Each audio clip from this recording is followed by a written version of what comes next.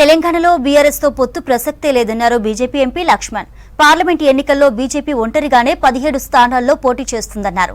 BRS ఎంపీలు పోటీ చేయడానికి సిద్ధంగా లేరని, వారంతా బీజేపీతో టచ్ లో ఉన్నారన్నారు. గత ప్రభుత్వ అవినీతిపై సీబీఐ దర్యాప్తు కోరుతూ రాష్ట్ర ప్రభుత్వం ఎందుకు లేఖ రాయడం లేదని ప్రశ్నించారు. కాళేశ్వరం ప్రాజెక్టు పేరు చెప్పి కాంగ్రెస్ రాద్ధాంతం తప్ప చర్యలు లేవని విమర్శించారు.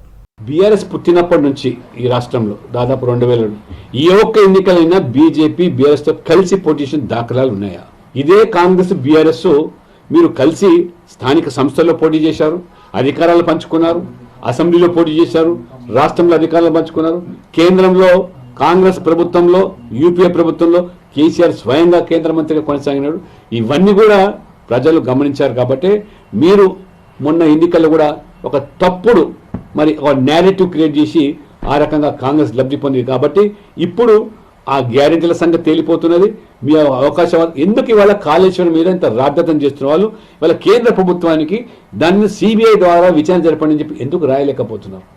ఎందుకు ఇవాళ వాస్తవంగా ఇవాళ బీఆర్ఎస్ అన్ని అక్కడ ఉన్నటువంటి సిట్టింగ్ ఎంపీలు ఎమ్మెల్యేలు చాలా మంది 190 పక్కచూపులు చూస్తున్నారు. వాళ్ళ ఖచ్చితంగా వారు ఒక్క సిట్టింగ్ ఎంపీ కూడా బీఆర్ఎస్ మీద పోటీ చేయడానికి మానసికంగా సిద్ధంగా లేరు. ఆ విషయాలు నేను తెలుసు. మాతో అందరూ కూడా ఇవాళ టచ్లో ఉన్నారు. కాబట్టి ఈ పార్లమెంట్ ఎన్నికల్లో కాంగ్రెస్కు పరాభవం తప్పదు.